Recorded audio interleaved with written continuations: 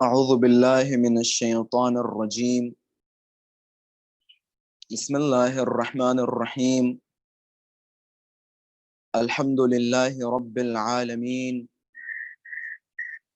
بارئ الخلائق أجمعين،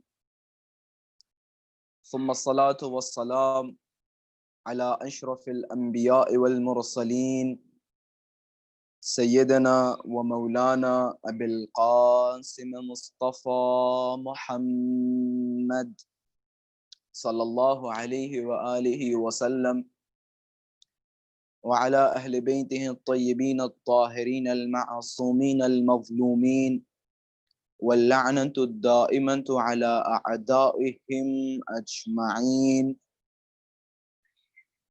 اللهم صل وسلم وزد وبارك على صاحب الدعوة النبوية والسولة الحيدرية والعصمة الفاطمية والحلم الحسنية والشجاعة الحسينية والعبادة السجادية والمعاصر الباقرية والآثار الجعفرية والعلوم الكاظمية والحجج الرضوية والجود التقوية والنقابة النقوية والهيبة العسكرية الهيبة الإلهية الحجة القائمية، صلوات الله وسلامه عليهم أجمعين. أما بعد، فقد قال الله تبارك وتعالى في محكم كتابه ومتقن خطابه، بسم الله الرحمن الرحيم: يا أيتها النفس المطمئنة ارجعي إلى ربك راضية مرضية، صدق الله العلي العظيم. صلوات پر محمد و آل محمد. صلی اللہ. السلام عليك يا أبا عبد الله وعلى الأرواح التي حلت بفنائك، عليك مني سلام الله أبدا ما بقيت وبقي الليل والنهار، ولا جعله الله آخر العهد مني لزيارتكم. السلام على الحسين وعلى علي بن الحسين وعلى أولاد الحسين وعلى أصحاب الحسين. السلام عليكم جميعا ورحمة الله وبركاته. اللهم عرفني نفسك فإنك إن لم تعرفني نفسك لم أعرف رسولك. اللهم عرفني رسولك فإنك إن لم تعرفني رسولك لم أعرف حجتك. اللهم عرفني حجتك فإنك فإن لم تعرفني حجتك ضللت عن ديني. اللهم صل على محمد وآل محمد وعجل فرجهم والعن أعداءهم أجمعين. امام الزمانہ عجل اللہ تعالی فرجہ الشریف کی سلامتی اور حضرت کے ظہور میں تعجیل اور آپ سب اپنی سلامتی کے لیے بآواز بلند صلوات ہدیہ فرمائیں. اللہم صل علی محمد وآل محمد وعجل فرجهم والعن اعداءهم اجمعین. ہماری ان تمام عزاداریوں کی قبولیت، مجالسوں کی قبولیت کے لیے بآواز بلند صلوات ہدیہ فرمائیں. اللہم صل علی محمد وآل محمد وعجل فرجهم. عزیزان محترم، جیسا کہ ہم نے کل کی مجلس میں آپ حضرات کے سامنے کچھ امام حسین علیہ السلام کے حوالے سے مطالب بیان کیے اور امام حسین علیہ السلام کے قیام کی طرف تھوڑا سا اشارہ کیا. آج آپ حضرات کے سامنے ہمارا موضوع بحث ایک ایسا موضوع ہے کہ جس پر میرا ذاتی نظریہ یہ ہے کہ اس پہ روشنی ڈالی جانا چاہیے اور علماء کی کاوش اور کوشش ہونا چاہیے کہ اس موضوع کو لوگوں کے درمیان آشکار کریں، اس موضوع کو لوگوں کے درمیان بیان کیا جائے تاکہ لوگ حقائق سے آشنا ہوں. میں اپنے اس موضوع کی شروعات ایک مثال اور ایک مقدمے کے ذریعے سے کرنا چاہتا ہوں تاکہ مطلب آئندہ آنے والا واضح و روشن ہو جائے۔ دنیا کی کسی بھی تاریخ میں آپ جائیں اور بڑے سے بڑے حادثے کا مطالعہ کریں، مثلاً کوئی بڑا حادثہ کسی دنیا میں اگر ہو رہا ہے، کوئی بڑا فاجعہ یا کوئی بڑا ایکسیڈنٹ، تو اگر آپ اس کی تاریخ اور اس کے بیک گراؤنڈ کو پڑھیں تو آپ کو پتہ یہ چلے گا کہ یہ حادثہ فی الفور واقع نہیں ہوا، بلکہ اس کے پیچھے کچھ مقدمات شامل تھے۔ مثلاً میں مثالیں نہیں دوں گا بعض حوادث کی، لیکن ایک اشارہ کروں گا، اپنے ذہنوں میں خود مثالیں لے کے آئیں اور اس پہ تطبیق کریں۔ مثلا دنیا میں جو یہ فوجیں چل رہی ہیں آج کل، یا شیعوں کے خلاف جو ٹرینڈ چل رہے ہیں، یا جو شیعوں کی نسل کشی کی جا رہی ہے، یہ نہ سوچیں کہ یہ ایک رات میں میٹنگ ہوتی ہے اور صبح یہ کام انجام دے دیا جاتا۔ نہیں آغا جان، ایسا نہیں ہے، بلکہ اس کے پیچھے بہت ہی لمبے لمبے مقدمات شامل ہیں، سالوں کی محنتیں شامل ہیں، سالوں کی مشقتیں شامل ہیں، کیونکہ دنیا کا کوئی بھی بڑا حادثہ فی الفور واقع نہیں ہو سکتا، مگر یہ کہ اس کے پیچھے کچھ مقدمات ہیں اور ان مقدمات کے بعد وہ واقعہ یا وہ حادثہ پیش آتا ہے۔ میں یقیناً جس چیز کی طرف آپ حضرات کو لے جانا چاہ رہا ہوں آپ تقریباً جان چکے ہوں گے۔ واقعہ کربلا یا حادثہ کربلا جو سن 61 ہجری میں واقع ہوا، اگر اس واقعے کی طرف آپ رجوع کریں تو آپ کو ملے گا کہ کس طرح سے اس واقعے کے پیچھے ایک بڑا مقدمہ تھا اور اس مقدمے کے بعد وہ واقعہ پیش آیا۔ ایسا نہیں ہے کہ کربلا میں یزید ملعون نے ایک ارادہ کیا اور ارادہ کرنے کے بعد امام حسین علیہ السلام کو کربلا کے میدان میں شہید کر دیا، ذبح کر دیا اور ان کے اہل و عیال کو کربلا میں شہید کر دیا یا قتل کر دیا۔ ایسا نہیں ہے، بلکہ اگر آپ تاریخ پڑھیں اور تاریخ سے اگر آشنا ہوں تو یقیناً یزید سے پہلے کچھ ایسی شخصیتیں تھیں کہ جنہوں نے مقدمہ سازی کی، جنہوں نے مقدمہ بنایا، اور پھر اسی مقدمے پر یزید اور امثال یزید جیسے لوگوں نے عمل کیا۔ یا آپ خود بنی امیہ کے دور میں جائیں، بنی امیہ نے جتنے بھی کرتوت انجام دیے، یہ نہ سوچے کہ یہ بنی امیہ کی ایک دن کا فیصلہ ہے یا ایک دن میں بنی امیہ نے ارادہ کیا اور ارادہ کرنے کے بعد اور جتنے بھی حوادث اور جتنے بھی واقعات رونما ہوئے سارے کے سارے بنی امیہ نے اپنی جانب سے نہیں آغا جان، اس کے بھی پیچھے ایک مقدمہ ہے، اس مقدمے کی وجہ سے بنی امیہ نے یہ ساری چیزیں انجام دی۔ اب میں بغیر کسی تعارف، بغیر کسی مقدمے اگر آپ حضرات کے سامنے عرض کروں تو وہ عرض یہ ہے کہ کربلا یقیناً یزید نے امام حسین کو شہید کیا، یقیناً یزید نے حکم دیا امام حسین کو شہید کرنے کا، لیکن اصل کربلا کے بانی اور بنیان گزار، یا الفاظ کو بدل کے بیان کروں، اصل کربلا کے قاتل وہ لوگ ہیں کہ جنہوں نے علی کے منصب کو علی کے ہاتھوں سے چھینا۔ اور یہی وجہ ہے جناب زینب سلام اللہ علیہا کربلا کے بعد یقیناً جناب زینب کے سامنے کربلا سے بڑی کوئی مشکل پیش نہیں آئی۔ کربلا میں جناب زینب سلام اللہ علیہا کے پاس جو کچھ تھا قربان ہو گیا، جو کچھ تھا ختم ہو گیا۔ امام حسین کو شہید کر دیا، ابو الفضل عباس کو شہید کر دیا، اہل بیت کی دوسری شخصیات کو شہید کر دیا، لیکن اس کے باوجود جناب زینب سلام اللہ علیہا نے یہ نہیں فرمایا کہ کربلا میں یہ ہو گیا وہ ہو گیا۔ بے شک یہ مشکلات تھیں۔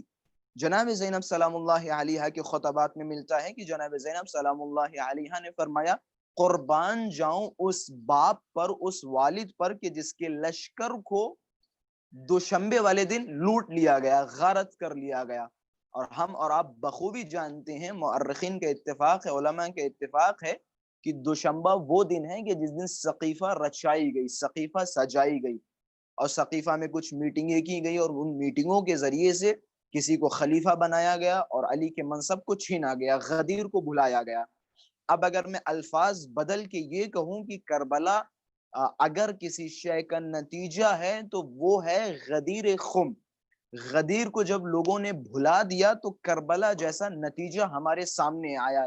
اگر لوگ غدیر کو یاد رکھتے، غدیر کو نہ بھلاتے، تو آج کربلا میں امام حسین کو شہید نہ کیا جاتا۔ یہی وجہ ہے کہ جب کربلا میں بعض لوگ امام حسین کو شہید کرنے کے لیے آئے تو جب امام حسین علیہ الصلوۃ والسلام نے پوچھا کہ تم مجھے کیوں مار رہے ہو، مجھے کیوں قتل کرنے کے لیے آ رہے ہو، تو ان کا جملہ ہے، تاریخ میں آپ دیکھیے ان کا جملہ ہے بغضاً لابیک، ہمیں آپ کے بابا سے دشمنی ہے۔ گویا بتانا چاہ رہے ہیں یہ دشمنی وہاں سے چلی آ رہی ہے، کوئی جدید یا تازی دشمنی نہیں ہے، یہ تو ایک بہانہ ہے اور ایک نام ہے کہ یزید اور امام حسین علیہ الصلوۃ والسلام میں اختلاف تھے، بنتی نہیں تھی، یزید بیعت چاہ رہا تھا، یقیناً ایسا تھا، لیکن علت اور بنیاد وہ شے ہے جو غدیر کے بعد واقع ہوئی۔ غدیر میں رسول اللہ صلی اللہ علیہ وآلہ وسلم نے امیر المؤمنین کو بلند کیا، اور بلند کرنے کے بعد 1.25 لاکھ لوگوں کے سامنے، بہت بڑی بات ہے، 1.25 لاکھ کا مجمع کوئی معمولی بات نہیں ہے۔ 1.25 لاکھ اس دور کے حساب سے اگر آپ تحقیق کریں تو پتہ چلتا ہے 1.25 لاکھ یعنی آدھی دنیا اکٹھا ہو گئی۔ 1.25 لاکھ کے مجمع میں رسول اللہ نے امیر المؤمنین کو بلند کیا، اور بلند کرنے کے بعد فرمایا من کنت مولاہ فہذا علی مولا، جس کا میں مولا ہوں اس کے یہ علی مولا ہے۔ خوب غدیر کے جہاں 1.25 لاکھ کا مجمع، اتنے لوگ، اور وہاں پہ کچھ حوادث بھی پیش آئے۔ حارث کا واقعہ دیکھیں آپ، کس طرح سے اس نے رسول اللہ کی توہین کی اور پھر آسمان سے پتھر نازل ہوئے، وہ وہیں پہ مر گیا۔ لیکن اس کے باوجود اگر آپ غدیر کے کچھ دنوں کے بعد جائیں، یا میں الفاظ کو بدلوں، رسول اللہ صلی اللہ علیہ وآلہ وسلم کی شہادت کے بعد اگر آپ اسی مدینے کو دیکھیں، اسی مدینے کے لوگوں کو دیکھیں، تو عجیب و غریب حالت ہے۔ حالت یہ ہے کہ لوگوں کے دروازوں پہ جایا جا رہا ہے اور لوگوں سے کہا جا رہا ہے تمہیں غدیر یاد ہے؟ کہ ہاں ہمیں یاد ہے کہ غدیر میں کیا ہوا، کہ علی کے ہاتھوں کو بلند کیا گیا، خود ذات علی کو بلند کر کے رسول اللہ نے فرمایا جس کا میں مولا اس کے یہ علی مولا، کہ کل گواہی دینے آؤ گے؟ کہ ہاں کل گواہی دینے آئیں گے۔ روایتوں کے جملے ہیں کہ جب صبح کا سورج نمودار ہوتا تھا تو کوئی نظر نہیں آتا تھا۔ کتنی آسانی سے انہوں نے غدیر کو بھلا دیا، اور جب غدیر کو بھلا دیا تو نتیجہ کیا نکلا؟ نتیجہ وہی جو آج ہم کربلا میں دیکھ رہے ہیں۔ یہی وجہ ہے میں بارہا یہ جملہ اپنی مجالسوں میں کہتا رہتا ہوں، کربلا یقیناً ہمارے لیے ایک بہت بڑا حادثہ ہے، بہت بڑا فاجعہ ہے، لیکن اگر کربلا کو آپ چاہ رہے ہیں کہ کربلا کو زندہ رکھیں، اگر آپ چاہ رہے ہیں امام زمانہ کا تذکرہ زندہ رکھیں، اگر ہم اور آپ چاہ رہے ہیں اہل بیت کا تذکرہ زندہ رکھیں، تو ہماری گردن پہ سب سے بڑا فریضہ یہ ہے کہ ہم غدیر کو زندہ کریں۔ اگر غدیر کو ہم نے زندہ کر دیا تو پورے دین کو زندہ کر دیا۔ فخر رازی بڑے خوبصورت جملات، میں ان جملات کو پڑھتا ہوں تو یقیناً میری روح کانپ جاتی ہے۔ علامہ امینی رحمت اللہ علیہ فخر رازی سے نقل کرتے ہیں اور فرماتے ہیں فخر رازی کے جملے غور کریں اور جانیں۔ یقیناً ہم علی کی مظلومیت پڑھتے رہتے ممبروں سے کہ علی مظلوم تھے، علی کے اوپر یہ ظلم ہوئے۔ میری نظر میں علی پہ سب سے بڑا ظلم یہ ہے، اور جب بھی علی کی مظلومیت بیان کی جائے تو یہ شیء علی کی مظلومیت کا سب سے بڑا حصہ ہے۔ وہ شیء کیا ہے؟ وہ شیء یہ ہے کہ فخر رازی کہتے ہیں کہ غدیر کے میدان میں کم سے کم 70 یا 80 ہزار کا مجمع تھا، اور زیادہ سے زیادہ 1,20,000 یا 1,25,000 کا مجمع تھا۔ فخر رازی اہل سنت کی ایک بہت بڑی شخصیت، فخر رازی کہتے ہیں غدیر میں کم سے کم 70 یا 80 ہزار کا مجمع، اور زیادہ سے زیادہ 1,20,000 یا 1,25,000، کہ یہ غدیر میں مجمع تھا۔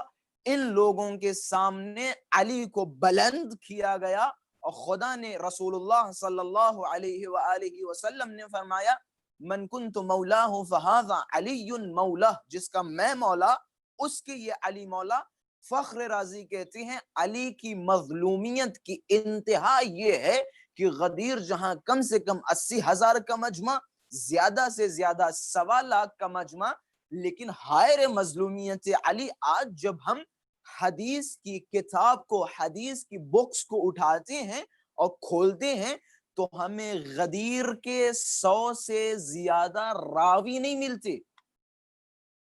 یعنی 100 سے زیادہ لوگ نہیں ملتے جنہوں نے یہ کہا ہو کہ غدیر کے میدان میں ہم نے سنا کہ رسول اللہ نے فرمایا کہ علی میرے بعد خلیفہ ہیں، علی میرے جانشین ہیں، علی میرے وزیر ہیں۔ یہ علی کی مظلومیت ہے، یہ علی کی غربت ہے۔ اسی جملے میں آپ نے غور فرمایا فخر رازی کے، یہ کوئی شیعہ عالم دین نہیں کہہ رہا، فخر رازی کہہ رہے ہیں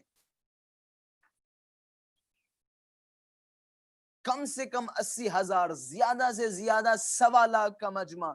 میں کہتا ہوں 80,000 چھوڑے، 1.25 بھی چھوڑے، اگر ایک درمیانی عدد کو لے لیا جائے تو وہ بنتا ہے 100,000۔ علی کی مظلومیت، جملوں پہ اگر غور کریں علی کی مظلومیت کا اندازہ لگے گا۔ 100,000 لوگوں میں سے صرف 100 لوگوں نے علی کی ولایت نقل کی، 100 لوگوں نے بیان کیا کہ ہم نے سنا، روایتیں نقل کی۔ یعنی علی کی مظلومیت کی انتہا دیکھیں، ہر 1000 لوگوں میں سے ایک آدمی نے علی کی ولایت کی گواہی دی۔ یہ غدیر ہے، اور جب غدیر کو بھلایا تو اس کا نتیجہ یہ نکلا کہ علی کو بھی شہید کر دیا گیا، امام حسن مجتبی علیہ السلام کو بھی شہید کر دیا گیا، اور کربلا جیسا عظیم فاجعہ واقع ہوا۔ تو خلاصہ ہمارا اور آپ کا سب سے بڑا فریضہ یہ ہے کہ ہم پہچانیں کربلا کے اصلی محرکین کون ہیں، کون ہیں وہ لوگ کہ جن کی وجہ سے کربلا میں یزید ملعون نے امام حسین کو شہید کیا، کون ہیں وہ لوگ کہ جنہوں نے بنیاد رکھی ظلم و جور کی، کون ہیں وہ لوگ کہ جن کی سنت پہ یزید نے عمل کیا، کون ہیں وہ لوگ کہ جن کی سنت کو یزید نے زندہ کیا۔ میں نے جملہ کہا نا، کربلا میں بھی جو کچھ ہوا وہ بغض علی میں ہوا، علی کی بغض ان کے سینوں میں کچھ اس طرح سے بھری ہوئی تھی کہ بغض علی میں اندھے ہو چکے تھے، اب انہیں کچھ نظر نہیں آ رہا۔ ہم بارہا یہ کہتے رہتے ہیں کہ بھیا کربلا کے محرکین کوئی اور لوگ ہیں، کربلا کے بنیان گزار کوئی اور شخصیات ہیں کہ جن کی وجہ سے کربلا میں امام حسین کو شہید کیا گیا۔ تو ممکن ہے بعض افراد کہتے ہیں ہم کہاں سے یہ جملہ کہہ رہے ہیں، کیسے کہہ رہے ہیں، کس ذمہ داری کے ساتھ کہہ رہے ہیں؟ آغا جان ذمہ داری ہمارے پاس سب سے بڑی ذمہ داری جو ہم روز پڑھتے رہتے ہیں، ہم نے زیارت عاشورہ تو رٹا مار رکھا ہے اور ہر صبح و شام زیارت عاشورہ پڑھتے رہتے ہیں۔ خوب، زیارت عاشورہ کے حوالے سے آپ کا کیا خیال ہے؟ زیارت عاشورہ کو قبول کرتے ہیں؟ زیارت عاشورہ ماشاءاللہ سے سند کے اعتبار سے بھی قوی ہے، اور پھر متن اور شہرت تو ماشاءاللہ شہرت اتنی زیادہ ہے کہ علماء فرماتے ہیں ہر بیماری، ہر پریشانی کا علاج زیارت عاشورہ ہے۔ دنیا میں کسی پریشانی میں آپ مبتلا ہوں، کسی بھی عالم دین کے پاس جائیں تو عالم دین آپ کو نصیحت کرے گا اور کہے گا کہ بھیا زیارت عاشورہ کی تلاوت کرو، یہ پریشانی حل ہو جائے گی، فلاں ہو جائے گا، فلاں ہو جائے گا۔ یہ زیارت عاشورہ کا مرتبہ ہے، زیارت عاشورہ کا ایک معیار ہے۔ کچھ علماء سے پوچھا گیا کہ آپ کی کامیابی کا راز کیا تھا، آپ کیسے جنت میں اتنے بڑے بڑے اور عظیم درجات پہ فائز ہوئے، تو انہوں نے فرمایا کہ زیارت عاشورہ کی وجہ سے۔ تو خلاصہ زیارت عاشورہ بہت ہی معتبر زیارت ہے، اور زیارت عاشورہ خاص کر کے محرم الحرام میں ہم مسلسل پڑھتے چلے جا رہے ہیں۔ جب ہم امام حسین علیہ السلام کی زری کے پاس پہنچتے ہیں تو ہم سے کہا گیا کہ زیارت عاشورہ کی تلاوت کریں۔ خب زیارت عاشورہ میں ایسا کیا ہے کہ جو زیارتوں میں سب سے معتبر زیارت ہے؟ میں نے جملہ کہہ دیا، زیارت عاشورہ زیارتوں میں سب سے معتبر زیارت ہے۔ میرے خیال سے ایک زیارت امین اللہ ہے، اور یہ زیارت عاشورہ کہ جس کا اعتبار بہت زیادہ ہے، بہت معتبر ہے، علماء کی نظر میں، فضلاء کی نظر میں، حکماء کی نظر میں، اہل بیت علیہم السلام کی نظر میں۔ اس کی وجہ کیا ہے کہ زیارت عاشورہ کا اتنا زیادہ اعتبار ہے؟ علت کیا ہے؟ ماشاءاللہ سے آپ سب جانتے، بس مجھے اشارہ کرنا ہے۔ اسی زیارت عاشورہ میں اگر آپ حضرات نے غور کیا ہو تو مجھے بتائیں یزید پر کتنی مرتبہ لعنت ہوئی ہے؟ یزید پہ مجھے لعنت بتائیں کتنی مرتبہ، 2 یا 3؟ نام یزید پہ لعنت ہوئی ہے، یزید ابن معاویہ، اس طرح کے جو الفاظ ہیں وہ 1 یا 2۔ یزید کا جہاں نام آیا ہے. پھر یہ زیارت عاشورہ بار بار کن لوگوں پر لعنت کر رہی ہے؟ زیارت عاشورہ میں کن لوگوں پہ لعنت ہوئی ہے؟ کبھی ہم نے غور کیا جب ہم کہتے ہیں فلعن اللہ امتا اسست اساس الظلم والجور علیکم اہل البیت ولعن اللہ امتا دفعتکم عن مقامکم وازالتکم عن مراتبکم التي رتبکم اللہ فیہا؟ کبھی اس جملے پہ غور کیا ہم نے؟ فلعن اللہ امتا، خدا لعنت کرے اس امت پر اسست اساس الظلم والجور علیکم، خدا لعنت کرے اس امت پر کہ جس نے آپ پر ظلم و جور کی بنیاد رکھی. اسست، اسا، بنیاد. خوب یہ کن لوگوں پہ لعنت ہے؟ یہ یزید پہ لعنت ہے؟ انصاف کریں آپ. زیارت عاشورہ، میں زیارت عاشورہ کے علاوہ کچھ نہیں کہہ رہا ہوں، اور یقین جانے ماہ محرم میں اگر یہ حقائق بیان نہ کیے جائیں تو میرا ذاتی نظریہ یہ ہے کہ منبر کے ساتھ خیانت ہے اور عاشورہ حسینی کے ساتھ خیانت ہے. ایک صلوات پڑھے محمد و آل محمد. خوب اس میں اگر آپ غور کریں فلعن اللہ امتا اسست اساس الظلم والجور علیکم، اس کے صاف صاف الفاظ یہی ہیں کہ خدا کی لعنت ہو اس امت پر کہ جس نے آپ پر ظلم و جور کی بنیاد رکھی. میں صرف ایک جملہ آپ کے سامنے بیان کرنے والا نہیں ہوں، بہت سارے جملات بیان کروں گا انشاءاللہ. اور اسی زیارت عاشورہ سے کیا آپ نے ابھی تک اس جملے پہ غور کیا؟ یا ابا عبداللہ انی اتقرب الى اللہ والى رسولہ والى امیر المؤمنین والى فاطمہ والى الحسن والیک بموالاتک وبالبراءة ممن اسس اساس ذلك وبنى عليه بنيانه وجرى في ظلمه وجوره عليكم وعلى اشیائکم. ہم کس سے کہہ رہے ہیں؟ ہم امام حسین سے مخاطب ہو رہے ہیں. اور کیا کہہ رہے ہیں؟ یا ابا عبداللہ الحسین، اے میرے مولا، اے میرے آقا حسین، ہم آپ سے قریب ہوتے ہیں، رسول اللہ سے قریب ہوتے ہیں، امیر المؤمنین سے قریب ہوتے ہیں، امام حسن سے قریب ہوتے ہیں، اپنی ماں سیدہ سے قریب ہوتے ہیں. کس چیز کے ذریعے؟ آپ کی محبت کے ذریعے، آپ کی ولایت کے ذریعے، آپ کے عشق کے ذریعے. اور کیا دوسرا کیا ہے؟ اور اس براعت ان لوگوں سے دشمنی اور براعت کے ذریعے کہ جنہوں نے ظلم کی بنیاد رکھی، جنہوں نے آپ پر ظلم و جور کی بنیاد اور اساس رکھا، ان لوگوں سے دشمنی اور براعت کے ذریعے سے ہم آپ سے قریب ہوتے ہیں. یعنی گویا ہم یقین کے ساتھ اہل بیت سے کہہ رہے ہیں اور امام حسین سے عہد کر رہے ہیں مولا آپ کی محبت بھی ہم پر واجب ہے، اور یقیناً آپ کی محبت ہمیں آپ سے قریب کرے گی، اور اسی طرح آپ کے دشمنوں سے نفرت اور براعت، اور وہ لوگ کہ جنہوں نے بنیاد رکھی ظلم و تشدد کی، ان لوگوں سے اگر جب ہم دشمنی اور نفرت کریں گے تو اس دشمنی اور نفرت کی وجہ سے آپ سے قریب ہو جائیں گے. یہ ہم زیارت عاشورہ میں اقرار کر رہے ہیں. اس سے بڑی ہمارے پاس کوئی دلیل نہیں ہو سکتی. تو آپ نے ابھی تک غور فرمایا، پہلا آپ نے اسست اساس الظلم، اور پھر اسی میں ممن اسس اساس ذالک، ان لوگوں سے براعت اور ان لوگوں سے بیزاری اور ان لوگوں سے دشمنی کہ جن لوگوں نے اس کی بنیاد رکھی. کس کی بنیاد رکھی؟ ظلم و جور و تشدد. اور یقیناً یہ سارے کے سارے اشارے کربلا کی طرف ہیں.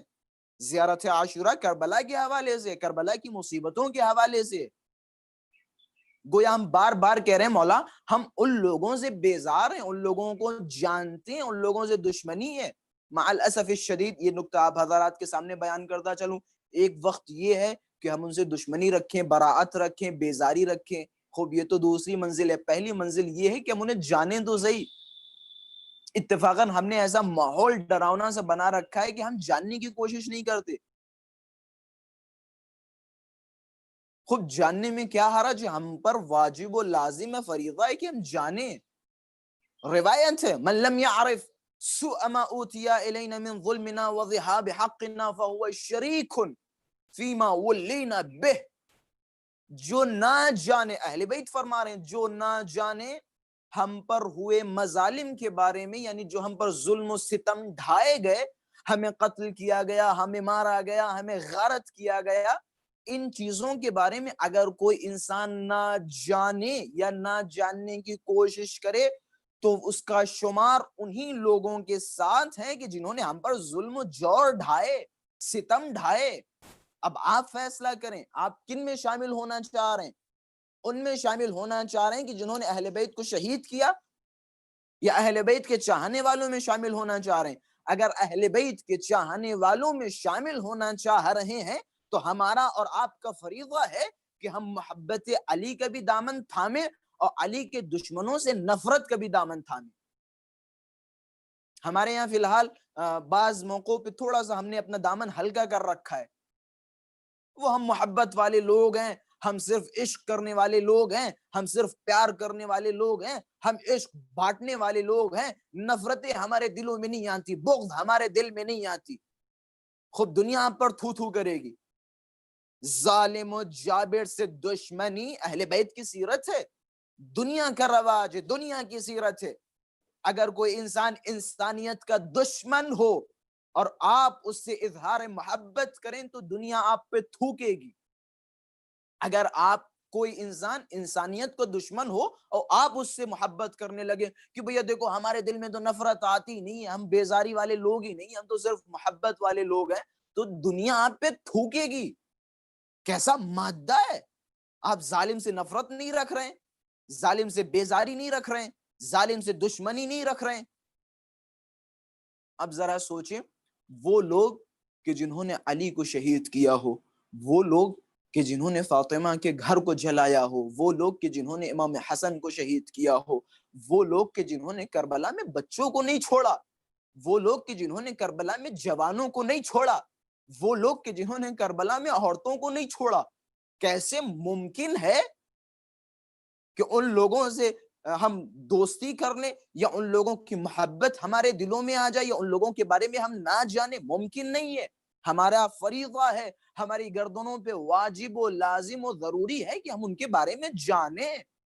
میں نے ابھی آپ حضرات کے سامنے جملہ کہا تھا، حدیث سنائی تھی، مولا فرماتے جو بھی ان لوگوں کے بارے میں نہ جانیں کہ جنہوں نے ہم پر ظلم و ستم ڈھائے، اگر ان لوگوں کے بارے میں نہ جانیں تو ان کا شمار انہی کے ساتھ ہے کہ جنہوں نے ہم پر ظلم و ستم ڈھائے۔ معصوم کا اقوال ہے، معصوم کی حدیث ہے۔ آج بعض افراد کہتے تھے کہ بھیا ہم تو محبت والے لوگ ہیں اور ہم سے یہ دشمنی اشمنی ہوتی نہیں ہے، یا ہم علی سے بھی پیار کرتے اور ان سے بھی پیار کرتے، وہ بھی اتنے زیادہ غلط نہیں تھے، اتنے زیادہ برے نہیں تھے۔ جب یہ الفاظ آتے تو ہمیں امام باقر علیہ الصلوۃ والسلام کا قول یاد آتا ہے۔ امام فرماتے ایک صاحب امام کی خدمت میں آئے اور کہنے لگے کہ علی سے ہم بڑی محبت کرتے ہیں، بڑا عشق کرتے ہیں، بڑا پیار کرتے ہیں۔ اور تھوڑی دیر کے بعد مولانا نے کیا دیکھا کہ فلاں صاحب کی بھی تعریف کر رہے ہیں۔ تو مولانا نے جملے فرمائے، نوٹ کر لیں ان جملوں کو۔ حضرت نے فرمایا انتل اعور، تم کاڑے ہو۔ میں اپنے مؤمنین کے لیے یقیناً بچے بھی اس مجلس میں حاضر ہوں گے، کاڑے جس کی ایک آنکھ خراب ہو اور ایک آنکھ صحیح ہو، اسے کہتے ہیں کاڑا اردو زبان میں۔ حضرت نے فرمایا انتل اعور، تم کاڑے ہو، یعنی تمہاری ایک آنکھ صحیح ہے اور ایک آنکھ خراب ہے۔ بھئی یا تو تم اندھے ہو جاؤ، دونوں آنکھیں خراب کر لو، یعنی کیا؟ یعنی کھول کے ان کی طرف چلے جاؤ، ان سے پیار کرنے لگو، علی کے دامن کو چھوڑ دو، یا تو بالکل اندھے ہو جاؤ یا پھر اپنی دونوں آنکھیں صحیح کر لو اور بینا ہو جاؤ، کھل کے علی کو چاہو، کھل کے علی علی کرو۔ یہ منافقت نہیں چلے گی۔ حضرت نے کیا فرمایا؟ انتل اعور، تم کاڑے ہو، تمہاری ایک آنکھ تو صحیح ہے لیکن دوسری آنکھ خراب ہے، تم ان کو بھی چاہ رہے ہو ان کو بھی چاہ رہے، ممکن نہیں ہے۔ ایک دل میں فرض کریں خدا نہ کرے کسی کے والد کو کوئی مار دے، قتل کر دے، کیا ممکن ہے اس انسان کے دل میں قاتل اور مقتول دونوں کے لیے محبت ہو؟ ممکن ہی نہیں ہے، ممکن ہی نہیں ہے قاتل و مقتول دونوں کی محبت ہو۔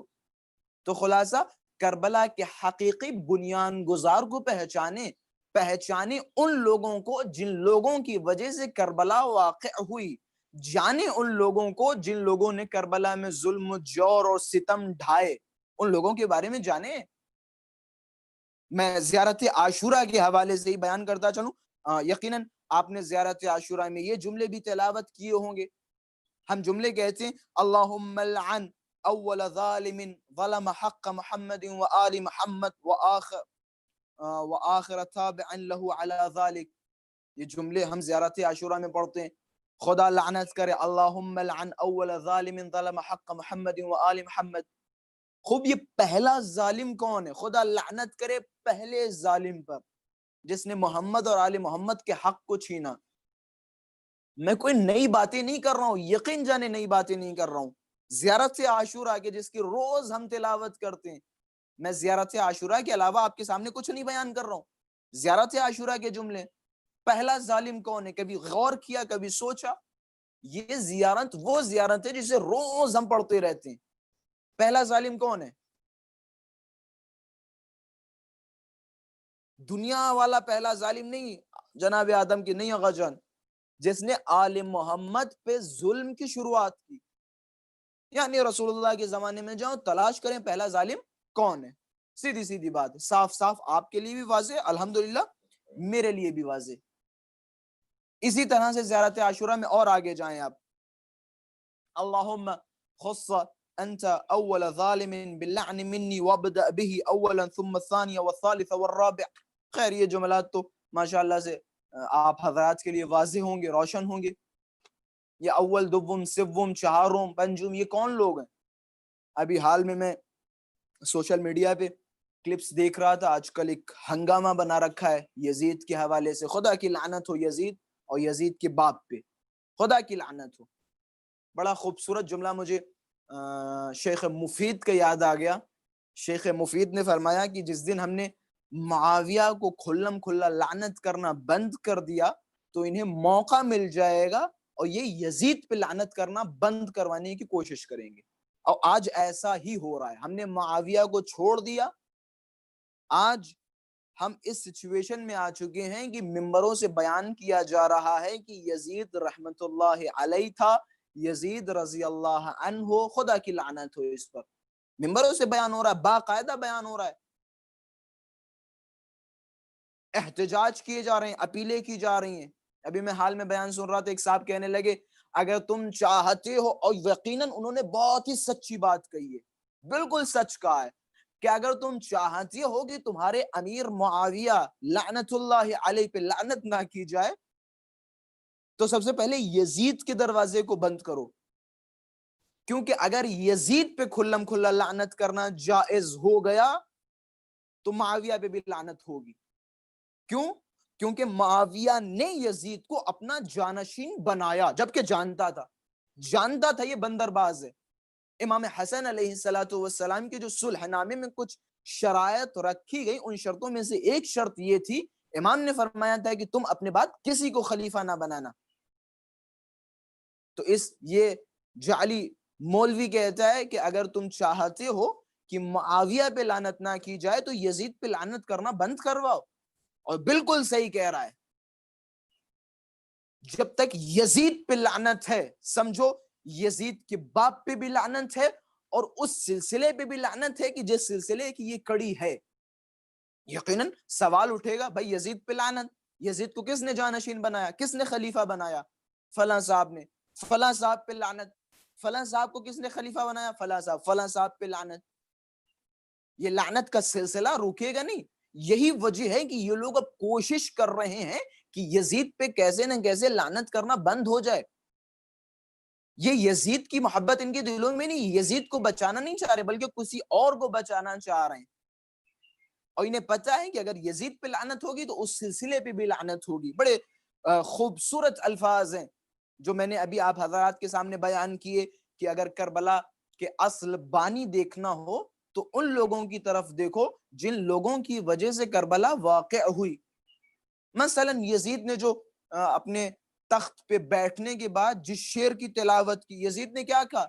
لعبت ہاشم بالملک فلا خبر جاء ولا وحی نزل. یہ شعر کس کا ہے؟ یزید کا نہیں ہے، نہیں ہے یزید کا. میں دعوے کے ساتھ کہہ رہا ہوں یزید کا یہ شعر نہیں ہے، لیکن مشہور یہ ہے کہ یزید نے اس شعر کی اس شعر کو پڑھا. لعبت ہاشم بالملک فلا خبر جاء ولا وحی نزل. بنی ہاشم ملوکیت اور حکومت سے کھیلتے رہے، کوئی وحی نازل نہیں ہوئی، کوئی خبر نہیں آئی خدا کی طرف سے. یہ لوگ ایسے ہی تماشا بنا رہے تھے، معاذ اللہ معاذ اللہ، جادو ٹونے کے ذریعے سے لوگوں پہ حکومت کرنے کی کوشش کر رہے ہیں. کس نے پڑھا یہ شعر؟ یزید نے پڑھا، بے شک تخت پہ بیٹھ کے پڑھا. لیکن آپ کو اگر اس شعر کی حقیقت جاننا ہو تو جائیں مطالعہ کریں یہ شعر ہے کس کا. یہ شعر انہی لوگوں کا ہے کہ جو مسجد سے نکلنے کے بعد کہتے تھے رسول اللہ کتنے بڑے جادوگر ہیں. یہ انہی کا شعر ہے، یہ انہی کا شعر ہے جو رسول اللہ کو آدھی عمر تک، آخری عمر تک جادوگر کہتے رہے. یہ انہی کا شعر ہے کہ جنہوں نے کھل کے کہا کہ تم علی کے چکر میں پڑ رہے ہو. خدا کی قسم معاذ اللہ علی سب سے بڑے جادوگر ہیں، بنی ہاشم کو تم نہیں جانتے. یہ انہی کا شعر ہے کہ جنہوں نے عوام کے درمیان کہا اور سنایا، اور یزید ابن معاویہ لعنت اللہ علیہما اس منحوس نے ممبر پہ آ کے ان کی سنت کو زندہ کر دیا. یہ شعر ان لوگوں کا ہے. لعبت ہاشم بالملک فلا خبر جاء ولا وحی نزل. کوئی وحی نازل نہیں ہوئی. بنی ہاشم ملوکیت اور حکومت سے کھیل رہے تھے، کھلواڑ کر رہے تھے. میں ممکن ہے بعض افراد کے ذہنوں میں یہ سوال ہے، یقین جانیں ہم سب اتحاد پسند ہیں، ہم سب اتفاق پسند ہیں، اور یقیناً ہم جس ماحول میں رہتے ہیں ہمارے بہت سارے دوست غیر شیعہ ہیں، ہزاروں کی تعداد میں غیر شیعہ دوست ہیں. لیکن اس کا مطلب یہ نہیں ہے کہ ہم حقائق سے دور ہو جائیں، حقائق سے اپنی آنکھوں کو بند کر لیں. نہیں حقا جان، بالکل مطلب نہیں ہے. بڑا خوبصورت ایک عالم دین کا جملہ ہے کہ ہم کسی سے اتفاق یا کسی سے اتحاد کی وجہ سے ایک وجب عقب نشینی نہیں کریں گے. یعنی ہم اپنا چھوٹا مستحب نہیں چھوڑیں گے. ہاں یہ ہے کہ آپ کے مقدسات کی توہین نہیں کی جائے گی، کسی کو گالم گلوچ نہیں دی جائے گی، یہ ہم سب کا فریضہ ہے. لیکن اس کا مطلب یہ نہیں ہے کہ کل ہم بھی آگے منبر پہ کہنے لگے ہاں وہ حضرت فلاں حضرت یہ رضی اللہ عنہ اور فلاں علیہ السلام. نہیں اگر مجھ سے نہیں ہوگا. ہمارے اعتقاد کی بنیاد ہے، ہمارے بنیادی اعتقاد ہے اور پوری دنیا جانتی ہے. آپ کتنا بھی حضرت اور رضی اللہ نبی فلاں فلاں فلاں فلاں کرتے رہیں، لیکن لوگ آپ کو منافق کہیں گے. لوگوں کو پتا ہے کہ شیعوں کا بنیادی عقیدہ براءت ہے، اہل بیت کے دشمنوں سے بیزاری، اہل بیت کے دشمنوں سے نفرت. اگر کسی انسان کے اندر اہل بیت کے دشمنوں سے نفرت و بیزاری نہ ہوئی تو اس کی کوئی شے قبول نہیں. انما الاعمال تقبل بالولایہ. انسان کے تمام اعمال، ظاہراً ہمارے پانچویں مولا سے یہ فرمان ہے کہ تمام اعمال ولایت سے علی کی وجہ سے قبول ہوں گے. ولا تقبل الولایہ الا بالبراءہ. اور یہ جو ولایت، یہ جو محبت، یہ جو عشق علی ہمارے دلوں میں ہے، یہ قبول نہیں ہوگا جب تک ان کے دشمنوں سے براءت نہیں ہوگی، جب تک ان کے دشمنوں سے بیزاری نہیں ہوگی. تو ہم ان کے دشمنوں سے بیزاری یا جو یہ حقائق بیان کر رہے ہیں، آپ ڈرے نہیں، گھبرائے نہیں، آپ حقائق بیان کریں. اور پھر کیا آج دنیا کی صورتحال دیکھیں، فی الحال ماحول یہ ہے کہ لوگ زیارت عاشورہ کو بند کرنے کی کوشش کر رہے ہیں. لوگ کہہ رہے ہیں کہ زیارت عاشورہ کو بند کیا جائے، لوگ کہہ رہے ہیں کہ زیارت عاشورہ پہ بین لگائی جائے. کیوں؟ کیونکہ انہیں پتا ہے کہ زیارت عاشورہ میں کیا ہے. انہیں پتا ہے کہ زیارت عاشورہ اگر زندہ ہے تو شیعوں کے بچے بچے حقائق سے آشنا ہو جائیں گے. اور یقیناً آج شیعوں کے بچے بچے حقائق سے آشنا ہو رہے ہیں. آج ہم اور آپ جو حقائق سے آشنا ہو رہے ہیں وہ اس زیارت عاشورہ کی بدولت. زیارت عاشورہ میں دیکھیں کس طرح سے کربلا کے اصلی قاتل کے چہرے سے نقاب اٹھائی گئی. جگہ جگہ زیارت عاشورہ میں ممن اساس ذالک، اسست اساس ذالک، جنہوں نے بنیاد رکھی اور یزید و امثال و یزید جیسے لوگوں نے اسی بنیاد پہ اپنی بنیادیں قائم کی. آپ جائیں تاریخ میں پڑھیں، جب معاویہ کچھ حادثے ہوئے، میں ان حادثات کی طرف نہیں جاؤں گا، کچھ حادثے ہوئے تو ظاہراً خلیفہ اول یا خلیفہ دوم کے فرزند معاویہ کے پاس آؤ، اور آنے کے بعد کہنے لگے بھیا کیا کر رہے ہو یہ؟ تو انہیں کمرے میں لے کے گئے، اور کمرے میں لے جانے کے بعد ایک خط نکالا ان کی مہر کے ساتھ خلیفہ کی، کہ دیکھو تمہارے والد صاحب کا خط ہے، کہ جاؤ پڑھو اس میں کیا لکھا ہے. اب میں وہ خطوط نہیں بیان کروں گا، فی الحال اتنا وقت نہیں ہے. ان خطوط کا خلاصہ یہ ہے کہ بنی ہاشم کو چھوڑنا نہیں. تو خلاصہ ہم سب کا فریضہ ہے کہ ہم حقائق سے آشنا ہوں، ہم جانیں کس طرح سے لوگوں نے ظلم و ستم ڈھائے، ہم جانیں کس طرح سے اہل بیت علیہ السلام کو پریشان کیا گیا. بڑا خوبصورت آیت اللہ غروی اصفہانی فرماتے ہیں فما رماہ اذ رماہ حرملہ، کہ وہ تیر جو حرملہ نے چلایا در حقیقت حرملہ نے نہیں چلایا. کربلا میں جو تیر حرملہ نے چلایا، یا کربلا میں جو تیر علی اصغر کے گلے پہ لگا وہ حرملہ نے نہیں چلایا، بل رماہ اول من مہد لہ، بلکہ یہ تیر انہوں نے چلایا کہ جس نے اس کی بنیاد رکھی. میں ہمیشہ یہ جملہ کہتا ہوں، وہ تیر جو عمر سعد نے 9 محرم کو خیام حسینی کی جانب پھینکا، وہ تیر در حقیقت سقیفہ سے آیا تھا، اس کی کمان خلیفہ کے ہاتھوں میں تھی. اسی طرح سے فرماتے ہیں سہم اتی من جانب السقیفہ وقوسہ فی ید الخلیفہ وما اصاب سہمہ نحر الصبی بل کبد الدین ومہجت النبی، کہ یہ جو تیر کربلا میں امام حسین کے بازو پہ لگا، یہ جو تیر کربلا میں ایک ننھے سے علی اصغر پہ لگا، یہ جو تیر کربلا میں خیام حسینی پہ لگے، ان تیروں کی اگر حقیقت جاننی ہو تو حقیقت یہ ہے کہ یہ تیر کہیں اور سے آئے تھے. حرملہ و فلاں فقط وسیلہ تھے، ان تیروں کی کمان کسی اور کے ہاتھ میں تھی. اسی طرح کربلا میں جو خیام حسینی میں آگ لگائی گئی، خیمے جلائے گئے، سیدانیوں کی بے احترامی کی گئی، انہیں درباروں میں پھرایا گیا، یہ کوئی نئی بات نہیں ہے. یہ جو شب عاشور کے بعد عاشور آئی اور عاشور کے بعد شام غریبہ، اور شام غریبہ میں خیام حسینی کو جلا دیا گیا، آپ کو پتہ ہے یہ آگ کہاں سے آئی ہے؟ یہ انگارے کہاں سے آئے ہیں؟ یہ جو ایک مدینے میں چھوٹا سا گھر تھا نا علی کا، فاطمہ سلام اللہ علیہا کا، اس گھر کا قصہ آپ کو پتہ ہے؟ اس گھر میں ایک دروازہ تھا، اور اسی دروازے کو جلایا گیا تھا، اور اسی دروازے کا ایک شعلہ کربلا تک آیا جس نے تمام خیام حسینی کو جلا کے راکھ کر دیے.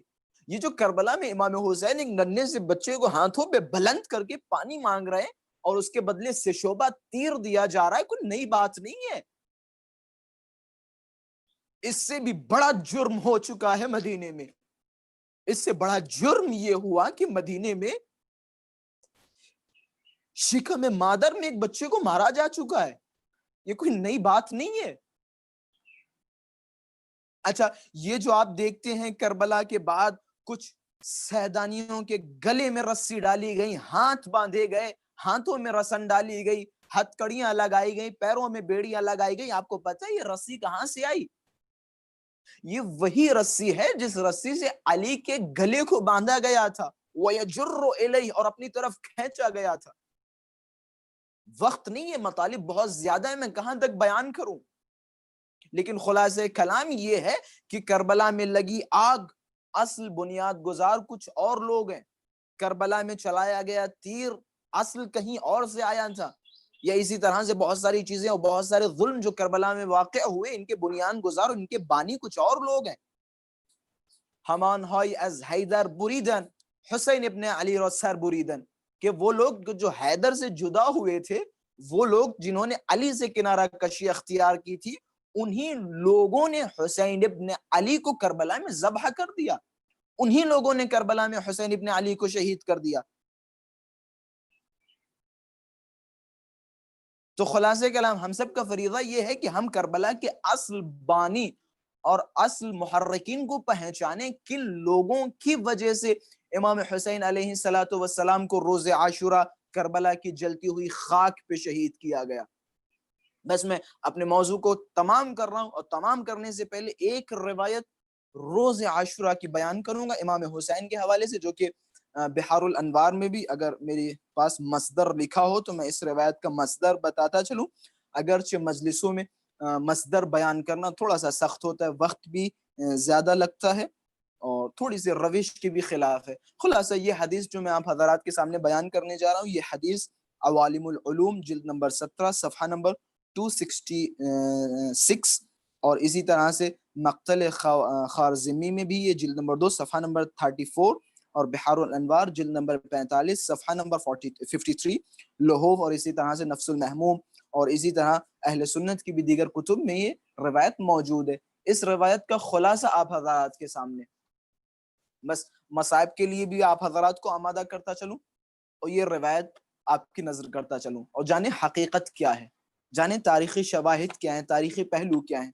میں نے جو کچھ آپ حضرات کے سامنے مقدمہ بنایا، اس مقدمے کا خلاصہ یہ ہے، کربلا کے اصلی قاتل کچھ اور لوگ، یزید و امثال یزید جیسے لوگوں کا صرف نام ہے، اصل قاتل کچھ اور شخصیات ہیں جن کی وجہ سے کربلا واقع ہوئی۔ نہ وہ لوگ ہوتے، نہ علی کا منصب چھینا جاتا، نہ حسین ابن علی کو کربلا میں شہید کیا جاتا۔ روایتوں میں ملتا ہے روز عاشورہ، یہی جس کا میں نے آپ حضرات کے سامنے حوالہ دیا، فرماتے ہیں روز عاشورہ جب امام حسین علیہ السلام گھوڑے پہ سوار تھے، ایک لعین، ایک شقی امام حسین علیہ السلام کے پاس آیا اور بہت ہی نزدیک سے، ایک روایت میں فوقع فی قلبہ، ایک روایت میں ملتا ہے کہ ایک شقی نے نزدیک سے امام حسین علیہ السلام کے دل کا نشانہ لگایا اور امام کے دل پہ ایک تیر مارا۔ روایت پہ غور کیجئے گا، یقیناً یہی آپ کے لیے مصائب بھی ہوں گے اور تاریخ کی ایک حقیقت، تلخ حقیقت بھی ہوگی۔ ایک شقی نے نزدیک سے امام حسین کے دل کا نشانہ لگایا اور امام حسین پہ تیر چلایا، فوقع فی قلبہ، امام حسین کے دل میں وہ تیر پیوست ہو گیا۔ اور دوسری روایت یہ ہے کہ امام حسین علیہ السلام کی گردن پہ وہ تیر لگا، گردن پہ لگا یا پھر یہ حصہ، اس حصے میں امام حسین کے تیر لگا۔ روایتوں کے جملے ہیں کہ امام حسین کے جب وہ تیر لگا تو امام حسین کی خون ایسے بہہ رہا تھا جیسے کسی پرنالے سے پانی بہتا ہو۔ امام حسین نے اس خون کو اپنے ہاتھوں میں لیا، آسمان کی طرف دیکھا، پھر زمین کی طرف دیکھا، دائیں دیکھتے بائیں دیکھتے، ملتا ہے کہ اسی خون کو امام حسین نے جب خون نہیں روکا، پہلے روکنے کی کوشش کی، جب خون نہیں روکا تو حضرت نے ہاتھوں میں لیا اور اپنے چہرے پہ مل لیا۔ چہرے پہ ملنے کے بعد حضرت کی آنکھوں سے اشک ہے اور فرمایا رسول اللہ صلی اللہ علیہ وآلہ وسلم کی خدمت میں کہ میں اسی طرح جاؤں گا اپنے جد رسول کی خدمت میں اور اپنے جد رسول سے کہوں گا مجھے یزید نے نہیں مارا، قتلنی فلانا و فلانہ، مجھے فلاں و فلاں نے مارا۔ یہ روز عاشورہ امام حسین کے جملے کہ مجھے فلاں و فلاں نے مارا، مجھے فلاں و فلاں نے شہید کیا۔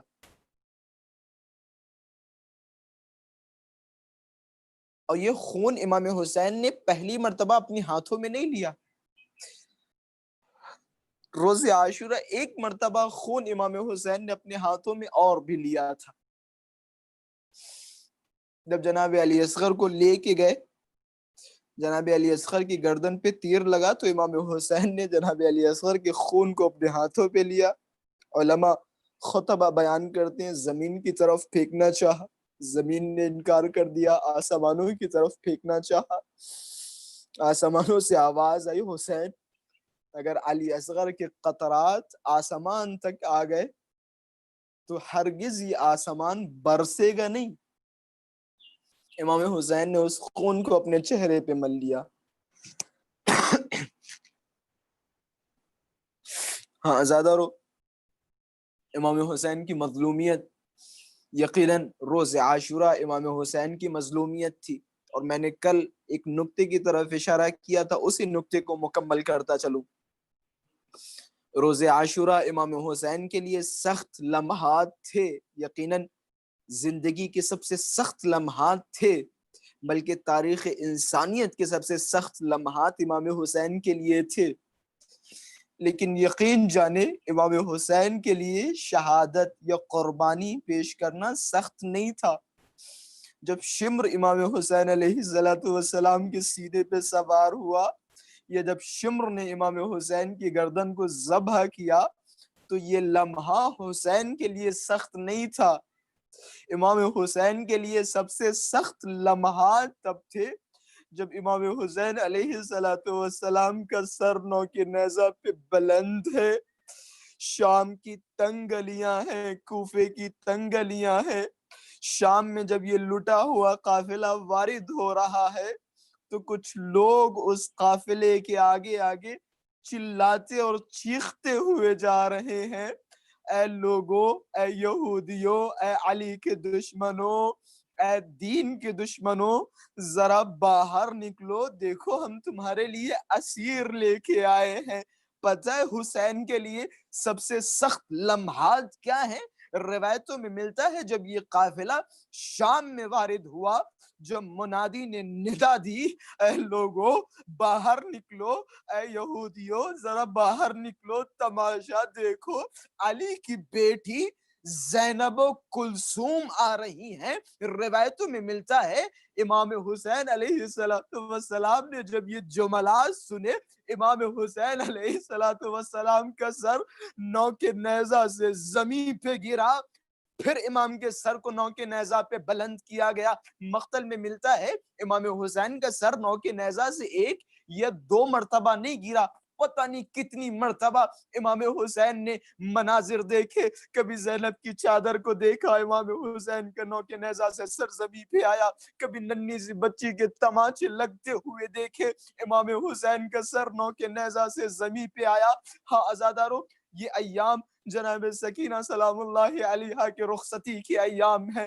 روایتوں میں ملتا ہے جناب سید سجاد بہت مجبور تھے، بہت پریشان تھے، بے بس نہیں تھے، ہاتھوں میں ہتھ کڑیاں تھی، پیروں میں بیڑیاں تھی، گلے میں توق تھا، کمر میں لنگر تھا۔ روایتوں میں ملتا ہے جناب سید سجاد چاروں طرف سے گرفتار تھے، آخر بیمار بھی تو تھے۔ سید سجاد نے جب کسی شخص نے جناب سید سجاد سے پوچھا تو جناب سید سجاد نے فرمایا ایک لمحہ میرے لیے بہت ہی زیادہ سخت تھا، میرے ہاتھوں میں رسن تھی، پیروں میں بیڑیاں تھی، کمر میں لنگر تھا، گلے میں توق تھا، اور میرے پیروں میں، کیونکہ ننگے پیر ہمیں پھرایا گیا تھا نا، جلتی ہوئی خاک پہ ہمیں پھرایا گیا، ہمیں پہاڑوں پہ بھی پھرایا گیا، میرے پیروں میں چھوٹے چھوٹے سے آبلے تھے اور ان آبلوں میں چھوٹے چھوٹے سے کانٹے تھے۔ ایک جگہ میں نے محسوس کیا مجھ سے چلا نہیں جا رہا تھا، میں اپنی دائیں طرف دیکھ رہا، مجھے کوئی نظر نہیں آتا، بائیں جانب دیکھ رہا، مجھے کوئی نظر نہیں آتا، مجھے چلنے میں بڑی زیادہ تکلیف ہو رہی تھی، بڑی مشقت ہو رہی تھی۔ امام سید ساجدین فرماتے ہیں میں ایک جگہ پہ بیٹھ گیا اور میں خدا سے دعا کرنے لگا، میرے پیروں میں، میرے ہاتھوں میں ہتھ کڑیاں تھی، میں ان کانٹوں کو اپنے پیروں سے نہیں نکال سکتا، میں خدا سے دعا کرنے لگا پروردگارہ کسی بندے مومن کو میرے پاس بھیج دے جو میرے پیروں سے ان کانٹوں کو نکالے۔ روایتوں میں ملتا ہے ایک جگہ جب یہ قافلہ ٹھہرایا گیا تو میں نے کیا دیکھا، میری چھوٹی سی بہن سکینہ دوڑتی ہوئی میرے پاس آئی، میرے قدموں کو اٹھایا اور میرے ہاتھوں سے، اپنے ننھے ننھے ہاتھوں سے میرے پیروں سے چھوٹے چھوٹے سے کانٹے باہر نکالنا شروع کر دیا۔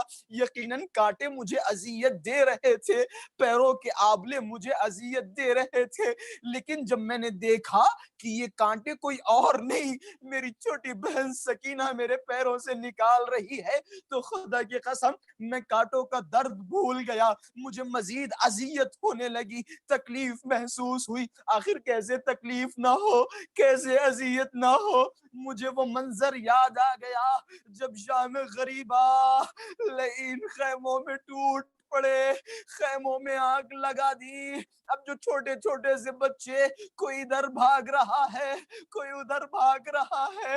میں نے دیکھا میری چھوٹی بہن سکینہ کہ جس کے دامن میں آگ ہے، خیموں سے بھاگ رہی ہے۔ جب خیموں سے بھاگ رہی ہے نا، تو ان جنگلات میں، ان بیابان میں چھوٹے چھوٹے سے کانٹے ہیں جو سکینہ کے پیروں میں چبھ رہے ہیں۔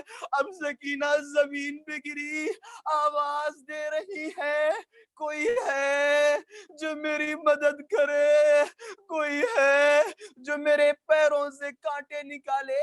ہاں آزادارو، آخری روایت آپ حضرات کے سامنے ہے، اور آپ کی زحمت تمام روایتوں میں ملتا ہے جناب سکینہ کا جناب زینب بڑا خیال رکھتی تھی۔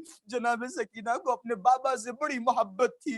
روز عاشورہ جب یہ قافلہ شام غریبہ کے بعد جب یہ قافلہ اسیر کر لیا گیا اور کوفے کی طرف روانہ ہونے لگا، تو ظالموں نے، اشقیاء نے دیکھا کہ ایک بچی نظر نہیں آ رہی، دوڑے، اس خیمے میں دیکھا، اس خیمے میں دیکھا، کہیں نظر نہیں آئی وہ بچی۔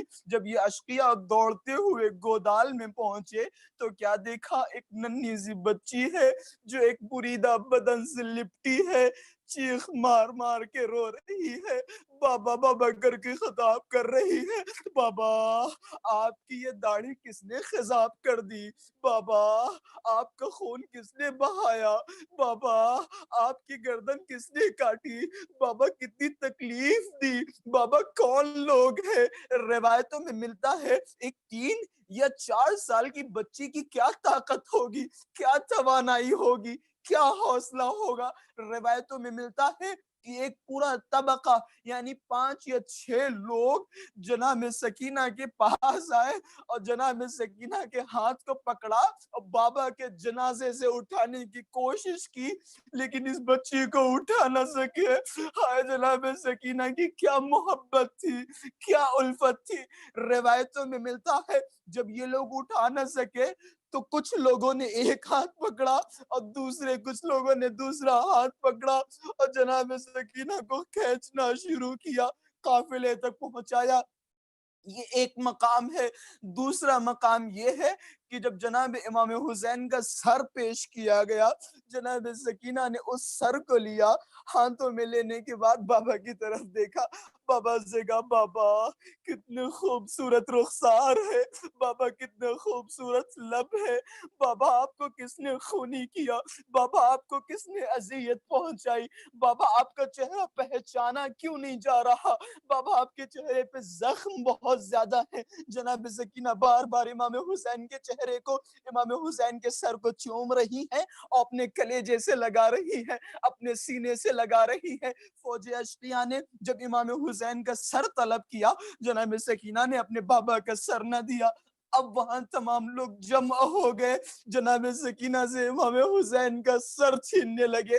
روایت میں جو الفاظ ہیں وہ میں نہیں بیان کر سکتا، بس یہ کہہ سکتا ہوں کہ بڑی مشکل اور بڑی مشقت سے امام حسین کا سر جناب سکینہ کے ہاتھوں سے چھینا گیا۔ لیکن جب یہ قافلہ یہاں سے روانہ ہوا، شام سے روانہ ہوا، جناب زینب نے محمل سے اپنا چہرہ باہر نکالا اور شام کی عورتوں کو خطاب کیا، اے شام کی عورتوں، اے شام کے مردوں، میں تو جا رہی ہوں، تم نے بڑی اذیت دی، بڑی تکلیف دی، لیکن تمہارے درمیان اس زندان کے خرابے میں، اس زندان شام میں ایک امانت دے کے جا رہی ہوں۔ اگر میں نہ آ سکوں تو تم سے گزارش یہ ہے کہ تم اس زندان میں جاتے رہنا، ایک ننھی سی قبر ہے، اس قبر پہ پانی ڈالتے رہنا۔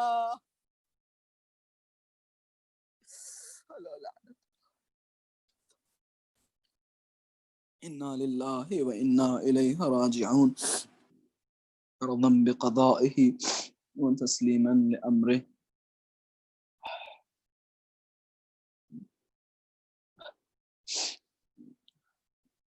پروردگارہ ہماری اس مختصر سی عبادت کو قبول فرما۔ پروردگارہ ہم میں سے جو بھی پریشان حال ہوں ان کی پریشانیوں کو دور فرما. امام زمانہ عجل اللہ تعالی فرجہ الشریف کے ظہور میں تعجیل فرما، اور ہم سب کو امام زمانہ عجل اللہ تعالی فرجہ الشریف کے ناصرین و انصار میں شمار فرما. بسم اللہ الرحمن الرحیم. اللہم کل ولیک الحجت بن الحسن صلواتک علیہ وعلى آبائه في هذه الساعة وفي كل الساعة وليا وحافظا وقائدا وناصرا ودليلا وعينا حتى تسكنه أرضك طوعا وتمتعه فيها طويلا. آپ حضرات سے گزارش ہے ایک مرتبہ سورہ حمد اور 3 مرتبہ سورہ اخلاص کی تلاوت فرما کر جتنے بھی شیعیان حیدر کرار کے عزادار اور شہداء ہیں ان کی روح کو ایصال فرمائے. ربنا تقبل منا انك انت السميع العليم. مات الحسین.